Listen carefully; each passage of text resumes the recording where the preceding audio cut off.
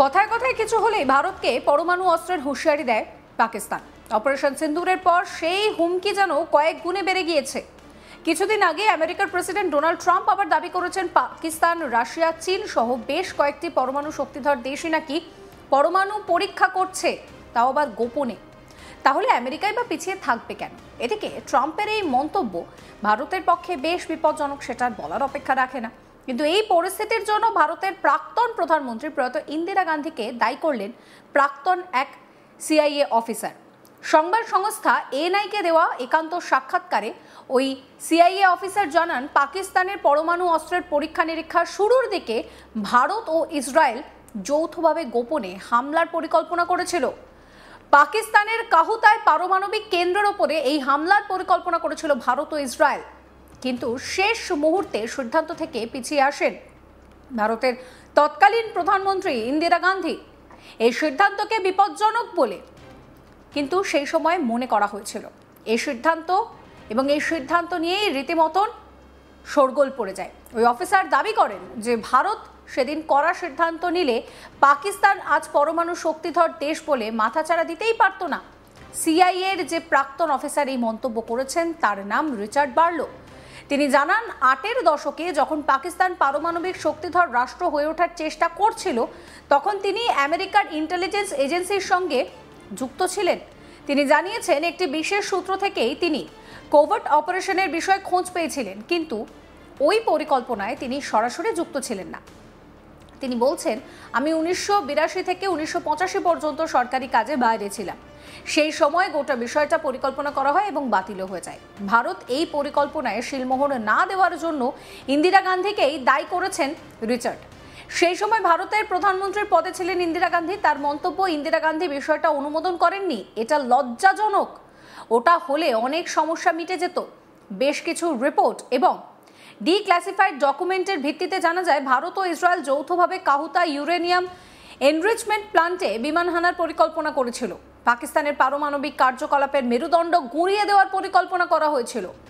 ইসরায়েলের অন্যতম শত্রু ইরান যাতে পাকিস্তানের মাধ্যমে পারমাণবিক অস্ত্র সংক্রান্ত কোনো সুবিধা না পায়, সেই কারণেই এই বিষয়টিতে আগ্রহ দেখিয়েছিল ইসরায়েল। শোনাবো আপনাদের কি বলছেন Richard Barlow. I think that I was out of government from 1982 until 1985. And I think that may have occurred while I was out of government. You know, I heard about it at some point. I mean, we're going back quite a ways here, you know. But, you know, I didn't get my teeth into it because it never happened. It was just talk, you know. I mean, it's a shame that, you know, Indira didn't approve it, you know. It would have solved a lot of problems, you know. But I really doubt that. I mean, I think that Reagan would have cut Menachem Begin's balls off if he did anything like that, you know, right? You're right. Because it would have interfered with the Afghan problem. Because, as you alluded to, what Munir Khan said a little while ago, I met him, by the way, at the IAEA in Vienna at one point. You know, they were basically using the flow of covert aid to the Mujahideen as blackmail, you know. I think that's what Munir was saying to Solarsh. If you pull aid, we're not going to support the Mujahideen anymore.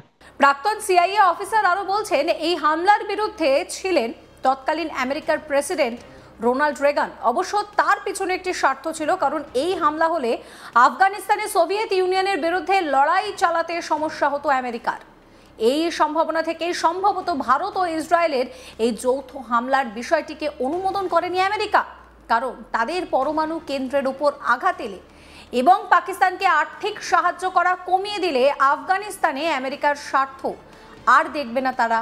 এমনটাই নাকি হুমকি দিয়েছিলেন পাকিস্তানের atomic energy কমিশনের তৎকালীন chairman Munir Ahmed Khan.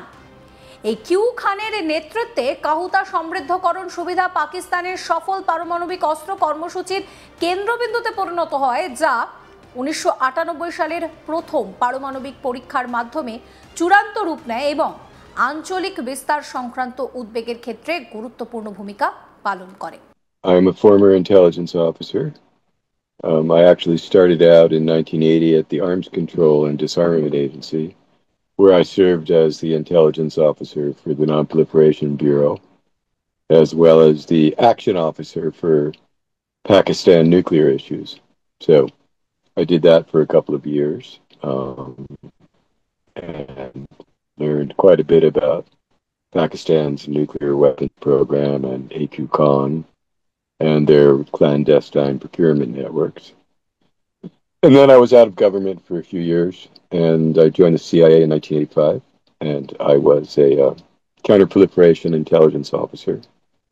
And I was responsible for both Pakistan's nuclear weapons development as well as their clandestine nuclear procurement activities, both Khan Research Labs and the Pakistan Atomic Energy Commission, because they both had clandestine procurement networks. Just to be clear, I did not uncover Pakistan's nuclear program. We had quite a bit of intelligence about Pakistan's nuclear program when I joined the CIA. I was the one who took action against the networks because nobody was doing it. So we have two primary directorates in the CIA. The Directorate of Operations, which are the field agents, the field case officers, and then the Directorate of Intelligence, which is primarily analytical. And we had huge quantities of intelligence about Khan's networks and the PAEC networks. The problem is that nobody was taking action in our government. And both I and my entire chain of command in the Directorate of Intelligence were very concerned that a country like Pakistan obtaining nuclear weapons could pose a very serious threat to U.S. and Western international security. The problem we had was the Director of Operations was in the middle of the first Afghan war, fighting the Soviets with the Mujahideen, and they wouldn't take action against the Pakistani networks. They just weren't interested. They were the Cold Warriors, really, that was their primary, if not sole focus at the time. And so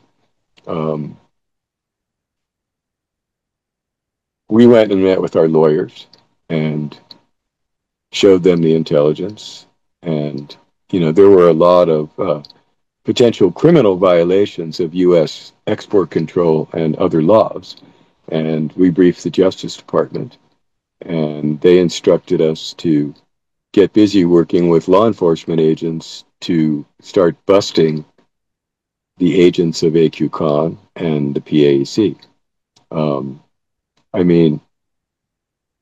There was only so much we could do without the cooperation of the directorate, the DO, as we call it.